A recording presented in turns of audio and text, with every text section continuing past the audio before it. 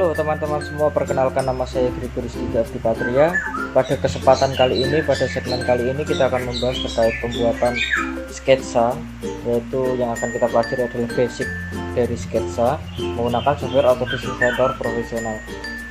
Oke, ini adalah interface awal dari software Autodesk Inventor Profesional 2021. Langsung saja kita buat file baru, yaitu menggunakan standar mm IPT yang berada di subfolder metrik.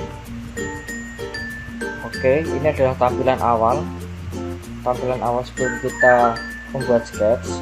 Oke, kita asumsikan bahwa kita akan membuat salah satu model di sini, contohnya ini. Oke, kita langsung masuk ke software Autodesk Inventor.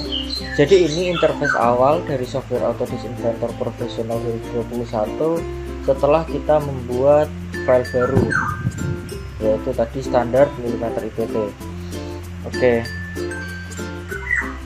Oke, langsung saja kita asumsikan bahwa kita akan membuat komponen dari box spanner.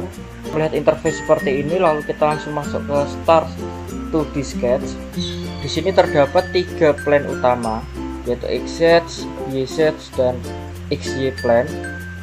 Nah, bagaimana cara kita memilih plan utama ini? Kita memilih plan utama ini berdasarkan model apa yang akan kita buat dan dari mana kita akan membuat model tersebut. Dari mana ini yang dimaksudkan adalah dari pandangan mana kita akan membuat 3D model tersebut. Oke, langsung saja. Contoh kita di sini, kita membuat box spanner. Box spanner ini kalau kita lihat dari gambar ini, kita akan membuat dari pandangan atas. Tips lain untuk memilih pandangan mana yang akan kita buat, pandangan yang akan kita buat adalah pandangan yang paling cepat, paling mendeskripsikan benda sesungguhnya, dan paling memungkinkan untuk kita kerjakan. Contoh ketika kita membuat dari pandangan bawah ini, itu akan banyak proses yang kita lalui nanti. Jadi lebih cepat menggunakan pandangan atas. Jadi saya akan langsung memilih pandangan atas.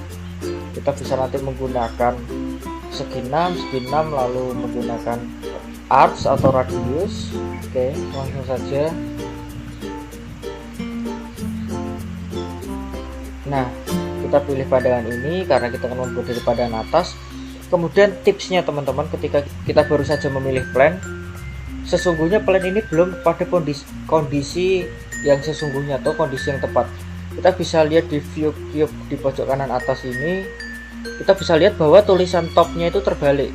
Nah, sebelum kita memulai menggambar sketsa, sebelum kita memulai membuat sketsa, kita harus memperbaiki ini terlebih dahulu. Kita putar ke kiri, ya seperti itu. Hal ini akan mempengaruhi di hasil 3D model kita nanti. Jadi kalau kita buatnya terbalik, maka hasil kita akan terbalik pula. Jadi kita pastikan dulu bahwa view cube yang ada di atas ini sudah benar.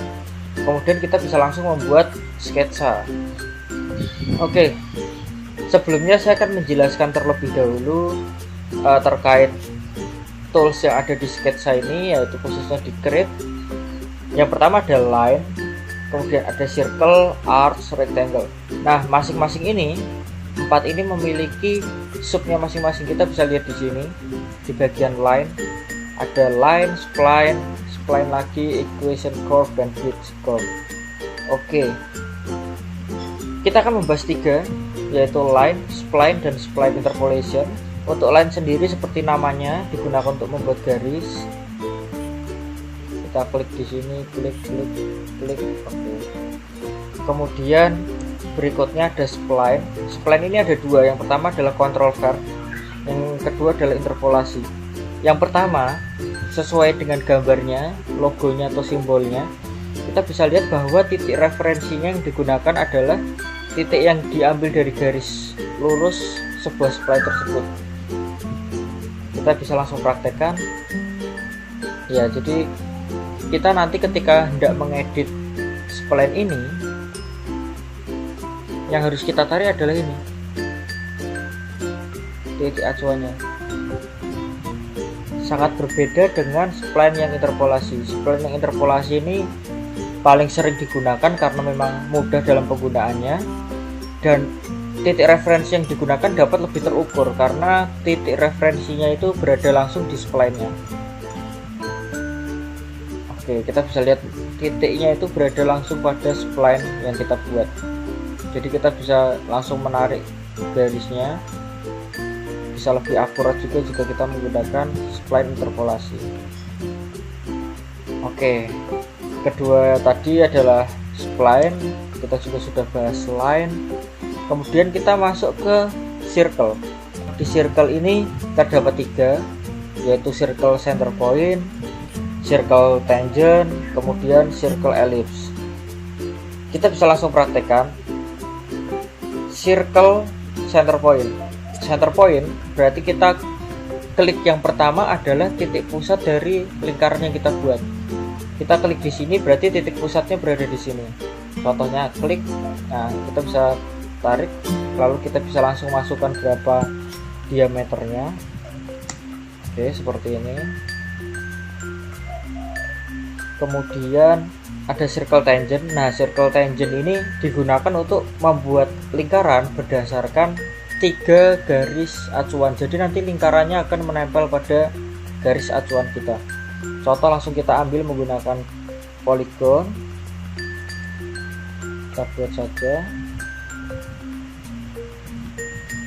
Oke, circle tangent di sini. Kita klik 3 garis sebagai acuan. 1, 2, 3. Jadi lingkaran yang terbentuk otomatis akan menempel pada garis yang kita pilih tadi. Berikutnya yaitu arcs. Arcs di sini berfungsi untuk membuat radius. Arcs di sini ada 3. Yang pertama arcs 3 point, arcs tangent, dan arcs center point. Sesuai namanya, kita bisa langsung contohkan agar lebih jelas saja. Arcs 3 point.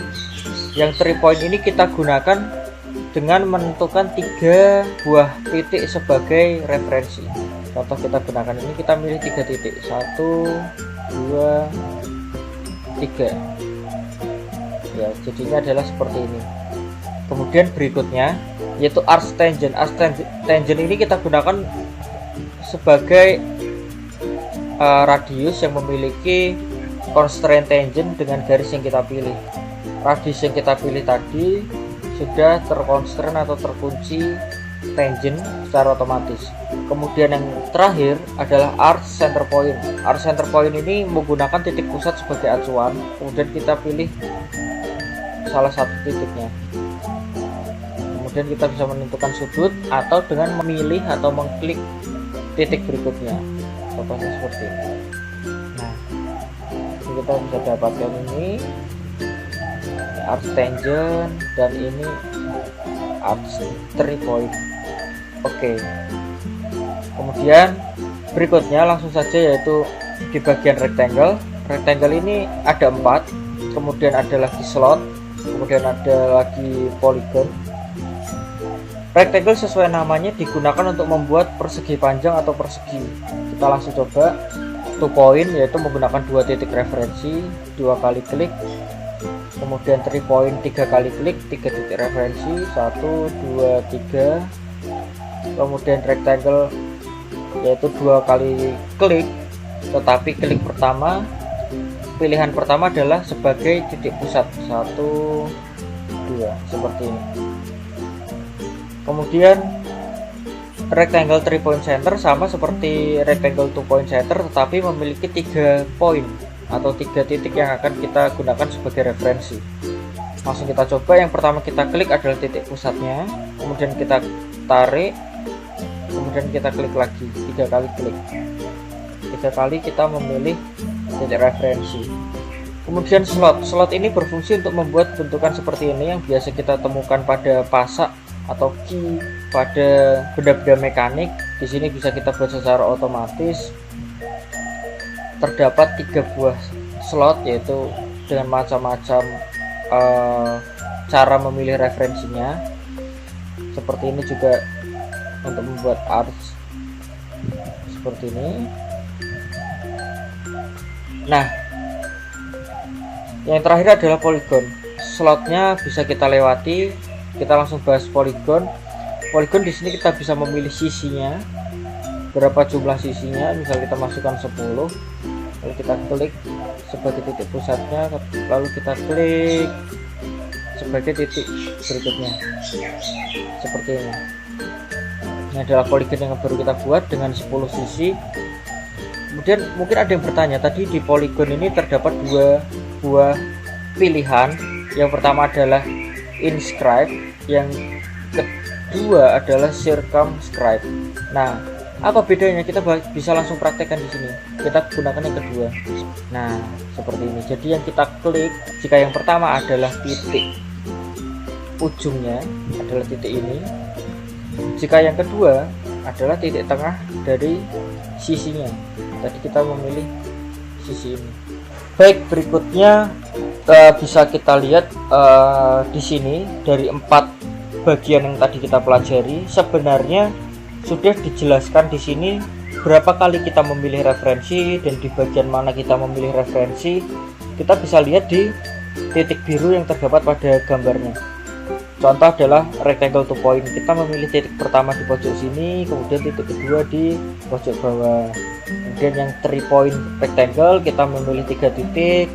Kita bisa lihat titik yang warna biru itu adalah titik referensi yang akan kita gunakan untuk menggunakan rectangle 3 point. Kemudian berikutnya kita akan bahas yang sering dipakai, yaitu adalah fillet atau chamfer.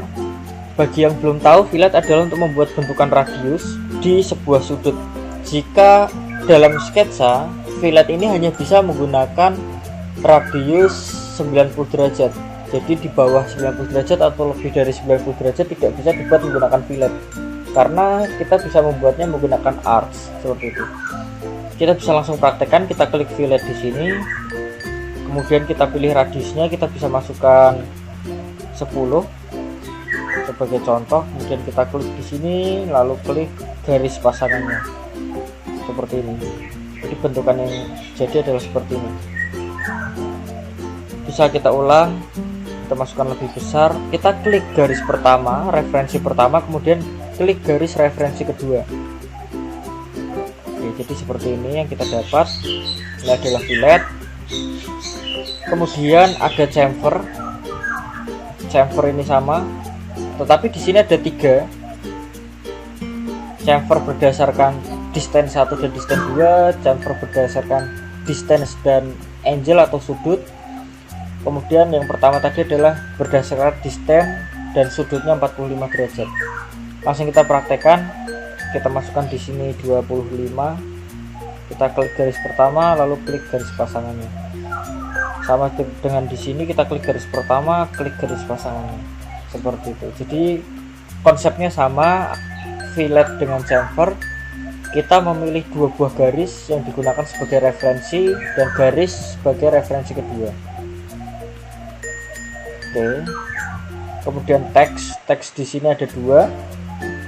Yang pertama adalah teks untuk membuat tulisan. Yang nanti ada fungsinya masing-masing. Ya, contoh kita buat seperti ini.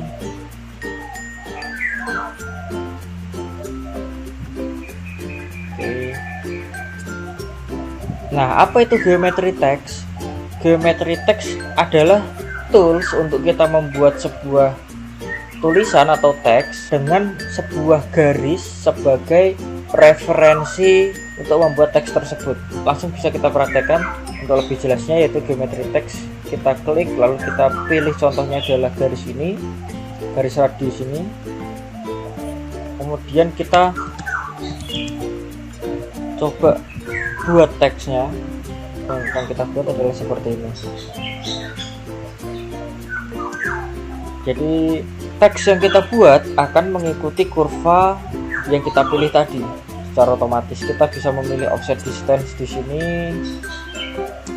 10 mm akan jadi seperti ini. Kemudian angle-nya bisa kita masukkan 45 derajat, 60 derajat sesuai dengan kebutuhan. Oke, baik. Kemudian berikutnya adalah poin. Poin di sini kita gunakan untuk membuat sebuah lubang nantinya, yang akan kita bahas pada segmen berikutnya, yaitu pada 3D modeling. Untuk poin sendiri hanya dengan satu kali klik di mana kita akan meletakkan. Oke. Nah, kemudian kita akan membahas terkait project geometry dan project cut edges. Apa fungsi project geometry dan project cut edges? Pada segmen kali ini saya akan menjelaskan saja karena kita belum bisa mempraktekannya. Kita akan membahas project geometry dan project cut edges lebih dalam nanti pada segmen 3D modeling. Oke, untuk project geometry itu untuk membuat sketsa secara otomatis berdasarkan dengan profil yang sudah ada pada 3D modeling. Oleh karena itu, project geometry dan project cut edges nanti akan kita bahas setelah kita membuat sebuah 3D modeling. Sama dengan project cut edges untuk membuat sketsa otomatis, tetapi untuk project cut edges ini sketsa akan secara penuh terbuat ketika kita memotong sebuah model 3 dimensi di bagian manapun yang membentuk sebuah penampang. Nah, penampang itu akan membuat sebuah sketsa secara otomatis menggunakan project cut edges. Baik, untuk sketsa, tools berikutnya yang akan kita bahas adalah tools construction, kemudian ada pula tool centerline, di mana memiliki fungsi masing-masing, yaitu pertama yang construction. Construction itu digunakan untuk membuat suatu garis hanya sebagai garis bantu, sehingga profil yang kita buat dengan garis bantu tersebut tidak akan bisa kita gunakan pada tahap berikutnya seperti extrusion dan lain sebagainya. Kemudian centerline ini fungsinya untuk membuat garis sumbu, biasa kita temui saat kita membuat sketsa untuk poros. Langsung saja kita praktekkan. Ini adalah contoh penggunaan construction. Pertama, kita blok dulu garis yang hendak kita buat construction, kemudian kita klik pada construction tools, maka garisnya akan menjadi garis bantu seperti ini. Garis bantu ini tidak akan bisa kita gunakan pada tahap berikutnya seperti 3D modeling menggunakan extrusion, revolve, dan lain sebagainya. Biasanya garis bantu ini digunakan untuk memberi dimensi tambahan pada objek atau sketsa yang sedang kita buat. Kemudian berikutnya, pertama kita kembalikan dulu ya, kita blok dulu garisnya, kemudian kita klik pada construction. Setelah itu kita asumsikan di sini kita akan membuat revolve, akan membuat sebuah poros. Di sini akan menjadi titik garis sumbunya. Jadi kita akan membuat sebuah poros hanya menggunakan setengah pandangan. Langsung bisa kita praktekkan ya penggunaan revolve seperti ini. Ini hanya untuk pengetahuan saja. Jadi kita membuat sketsa hanya setengah, hanya separuh dari objek yang tidak kita buat atau poros yang tidak kita buat, karena dia akan membuat 3 dimensi silindris 360 derajat, sehingga kita hanya perlu membuat sketsa setengahnya saja. Nah, apa fungsi dari centerline dan bagaimana cara menggunakannya dan apa keuntungannya? Setelah ini akan kita bahas. Kita masuk lagi ke sketsa. Centerline ini adalah untuk membuat garis sumbu.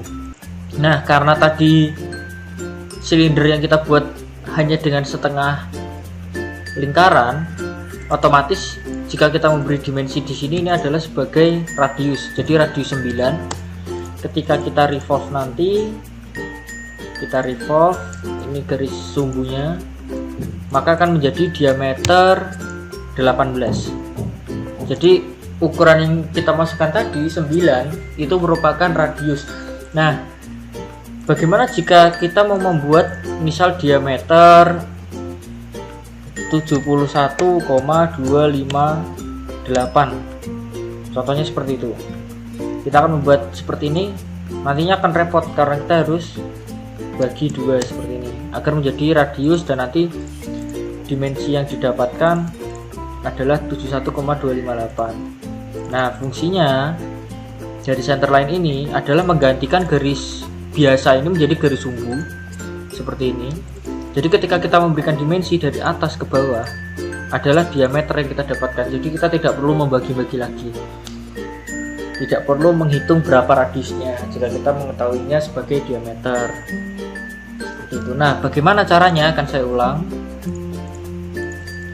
Caranya adalah klik garis yang akan kita ganti sebagai center line, kemudian klik center line di sini, maka akan terbentuk sebuah garis sumbu di bagian tengah.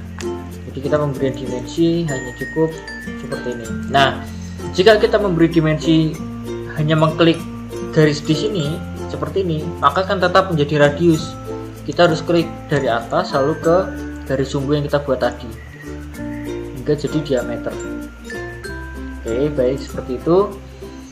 Baik, terima kasih teman-teman atas perhatiannya. Saya rasa segmen sketsa cukup sampai di sini. Sampai bertemu di segmen berikutnya.